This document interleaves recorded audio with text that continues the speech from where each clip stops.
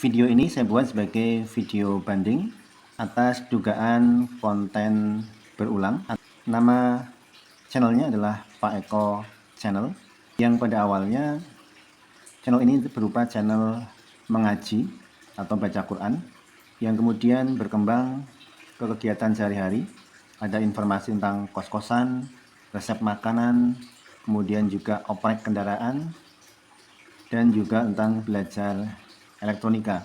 Beberapa waktu yang lalu channel ini terkena dugaan konten berulang. Lewat video ini saya ingin mengajukan banding karena dugaan tentang konten berulang, maka channel ini tidak dimonetisasi oleh YouTube. Padahal video yang saya buat untuk akhir-akhir ini adalah video berupa video rekaman karya dari kreator lain yang kemudian sudah saya edit dengan menambahkan jalan cerita atau komentar. Ini yang tertulis di ketentuan YouTube sendiri bahwa rekaman dari kreator lain yang kemudian dikasih jalan cerita, maka sebenarnya bisa dimonetisasi. Cara saya membuat video yang kemudian terkena kasus konten berulang, seperti biasa saya mencari video-video di YouTube sendiri. Misalnya saya ingin mencari video lucu, kemudian setelah itu menggunakan filter pencarian saya cari video dengan fitur Creative Commons.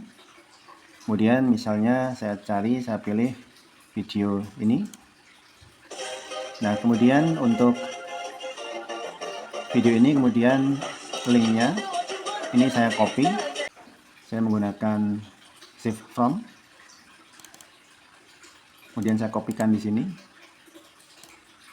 kemudian unduh. Video-video yang dianggap terkena konten berulang adalah video-video short.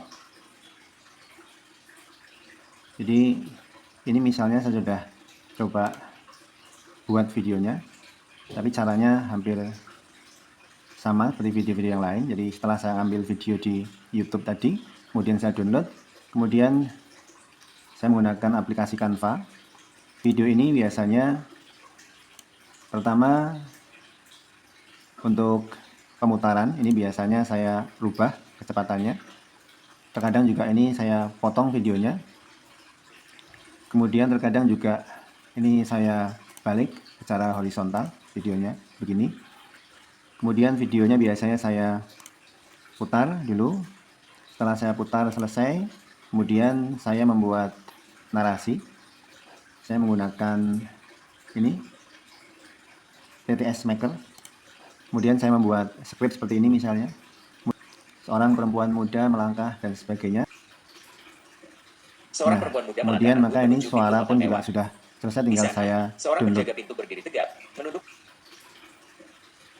Setelah saya download, kemudian saya unggah.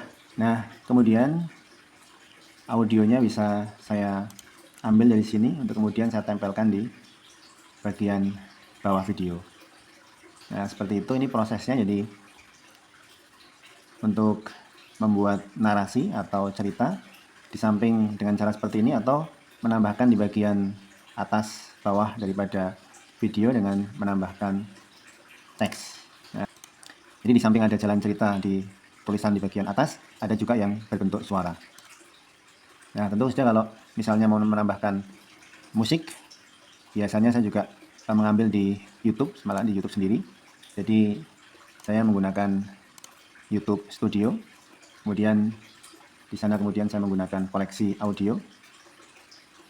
Beberapa musik yang kemudian saya perkirakan sesuai dengan video, kemudian saya ambil, saya download, kemudian saya taruh di bagian bawah video.